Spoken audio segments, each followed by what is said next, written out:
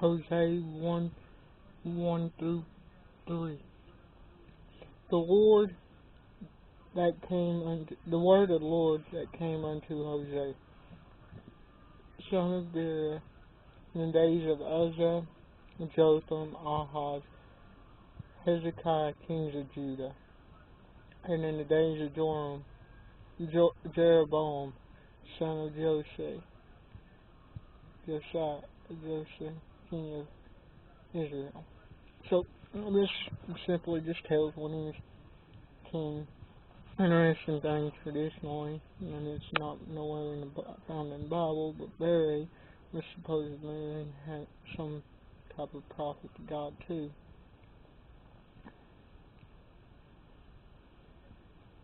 The word came to Hosea. At this time, the word came through people.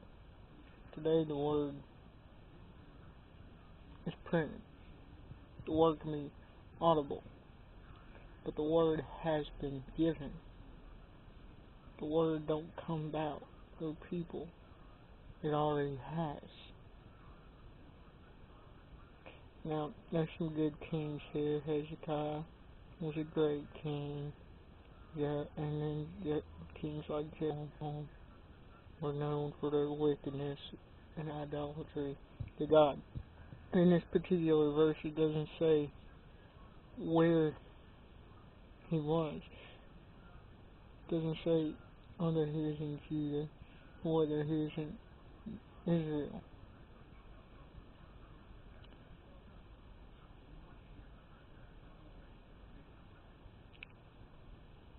Most likely, he was in Israel. It also shows that Jeroboam reigned a long time in Joseph, because we got 4 kings of Judah, and we just got 2 kings of Israel.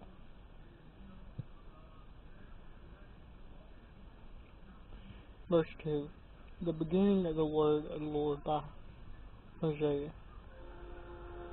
And the Lord said to Hosea, Go take unto you a wife of the whoredoms and children of whoredoms, for the land has committed great whoredom, departing from the Lord. Now, based on this, Hezekiah being the last, Uzziah, most likely he is from Israel.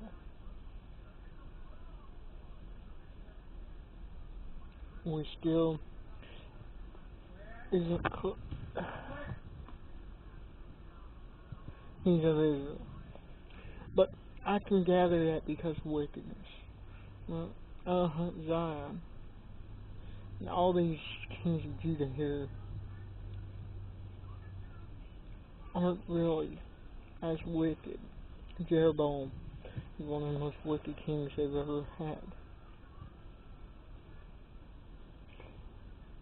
Now, to do this is a very unusual request. A request that's so unusual, unless God told him why to do it, he might consider the message not being from God. There's going to be messages things that we have put on our heart. We need to discern whether they're of God. Sometimes it's going to be maybe unusual things. We need to pray about it. God ain't the author of confusion. So while we may not want to do something, while he may not want to marry a whore, it is clear it is God's will that he do that. If we're truly looking, no matter how confusing something is, we're going to find out and be certain that if it's God's will. We ain't going to be like, well, maybe this was God's will. We're going to know. This is what God wants us to do. Just like Hosea knew he was to marry a wife of the Lord and take a wife who's a harlot. God explained why. It was symbolic. God considered himself the husband to Israel, his wife.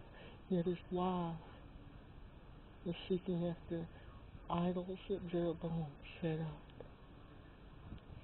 Jeroboam set up a pagan temple, which may very well be what he's talking about.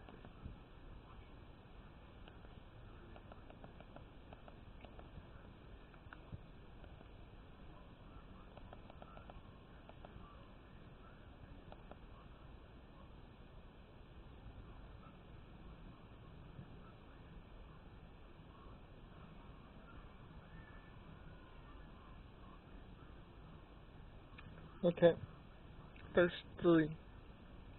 So he went and took Gomer, what a name, the daughter of Diblaim, Diblaim,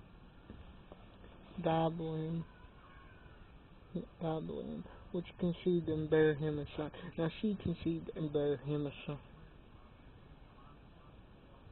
We'll later see, you later see in the chapter that she bears a son. She bears a daughter.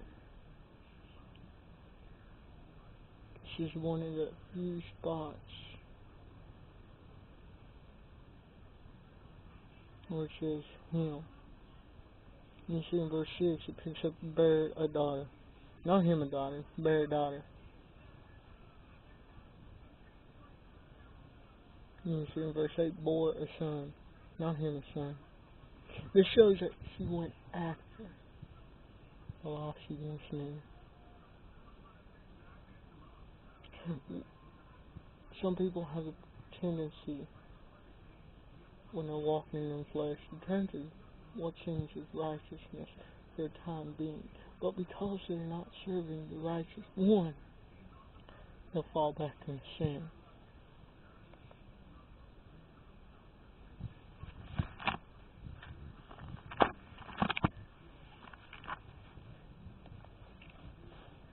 Okay. Genesis 7:7.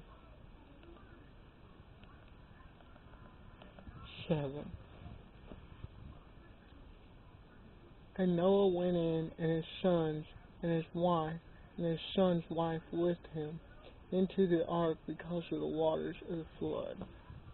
Sometimes disaster is going to come our way. We need to warn our family. We need to try our best to bring our family into the ark, into the salvation that Christ brought for us. But we shouldn't limit it to our family.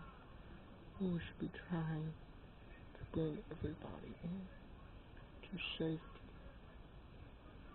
Avoid the floods of destruction that sin brings back.